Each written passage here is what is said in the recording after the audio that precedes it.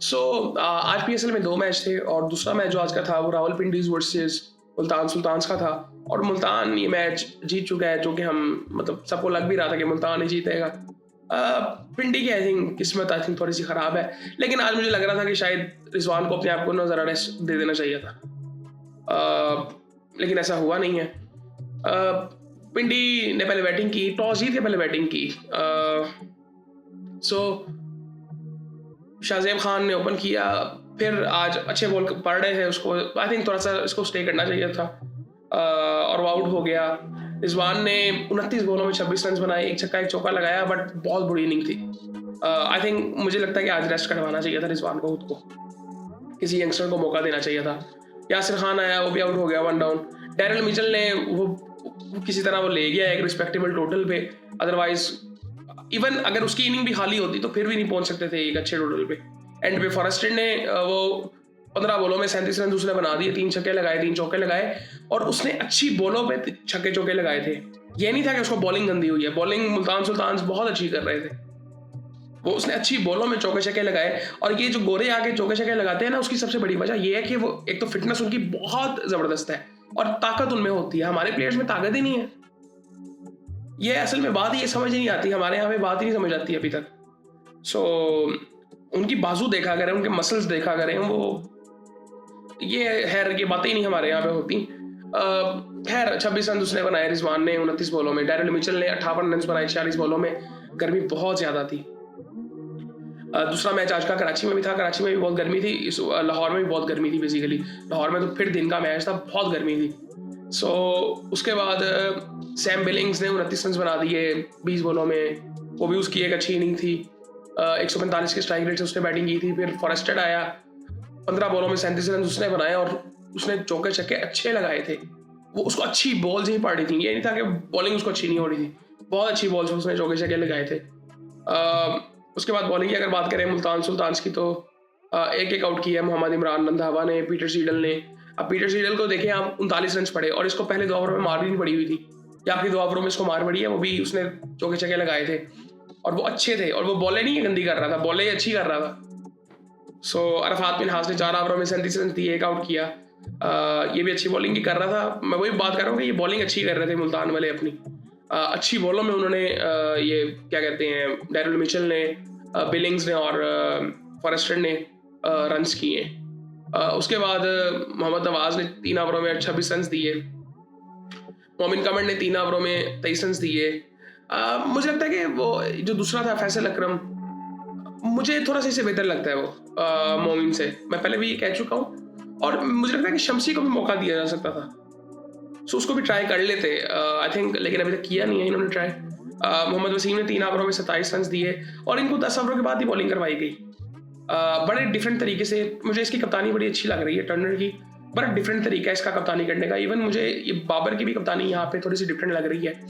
अब वो सिर्फ शायद बाबर की कप्तानी नहीं है, वो शायद अवेलेबिलिटी भी है कि स्पिनर्स को जिस तरह से इस्तेमाल किया जा रहा है, वो बड़ी सिमिलैरिटी मुझे नज़र आ रही है एक टर्नर में और एक पेशावर ज़ल्मी में। मेरे ख्याल से उनके पास भी ज़ाहिरी बात है, वो इफ्तिखार अहमद फॉर्म कर रहे हैं उधर, मुकीम भी है, सुफियान मुकीम भी है उनके पास और इनके पास भी अवेलेबिलिटी स्पिनर्स की है। सो वो भी एक वजह है। सो उसके बाद आई थिंक ये 2 टीमें तो बहुत अलग लेवल पे नज़र आ रही हैं, मुल्तान और मैं एक ना चीज़ चाहता हूँ यहाँ पे। पहले तो ये बॉलिंग की बात करते हैं यहाँ पे, फिर उसके बाद मैं आपको बताता हूँ। ज़रा टेबल को थोड़ा सा देखते हैं। मुल्तान की तरफ से अगर देखें, वो बैटिंग के लिए जब आते हैं तो फरहान और स्मिथ ओपन करते हैं। फरहान वापस आते हैं, 20 रन वो बनाते हैं। आई थिंक कोई इंजरी की वजह से शायद बैठ थे वो भी। 56 रन जो है वो स्टीव स्मिथ की थे।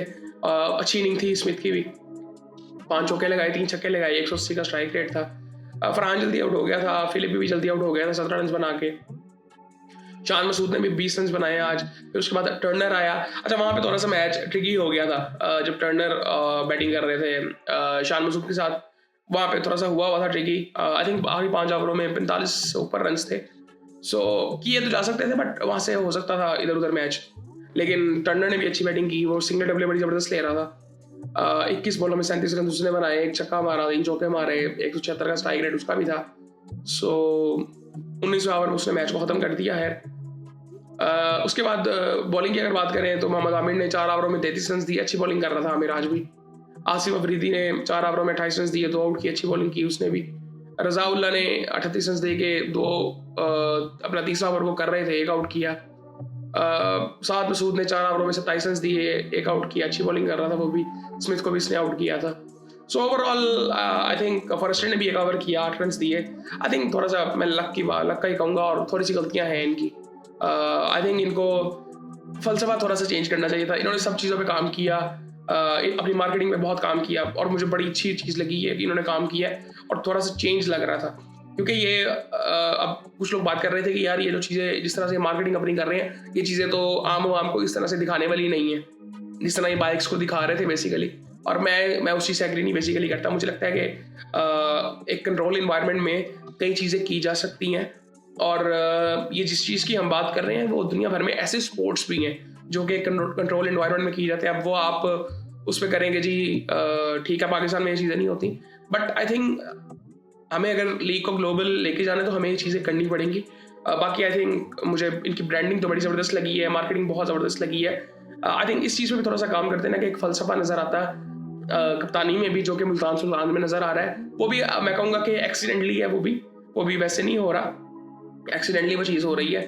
इवन पेशावर ज़ल्मी में बात करूँ कि वो भी जिस तरह से परफॉर्म कर रहे हैं, अब ये ऑक्शन एक मॉडल था बेसिकली, और मुझे कोई भी टीम बैलेंस नहीं लग रही। सो खैर ये सारी चीज़ें हैं। आपको ये सिमिलैरिटी थोड़ी सी हैदराबाद में भी नज़र आई होगी, क्योंकि वो माइंडसेट ज़रा डिफरेंट है कि ट्राई करना है सबको। ज़रूरी नहीं है कि अगर आपने अच्छी बॉलिंग कर ली है तो पूरे 4 ओवर करने हैं आपने।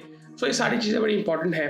अच्छा, यहाँ पे टेबल की थोड़ी सी बात कर रहे थे, टेबल पे थोड़ी सी नज़र डाल लेते हैं। PSL की पेशावर टॉप पे है 15 पॉइंट्स के साथ, और 12 पॉइंट्स के साथ जो है वो मुल्तान भी टॉप पे है। 2-2 मैच इनके पड़े हैं मैं भी।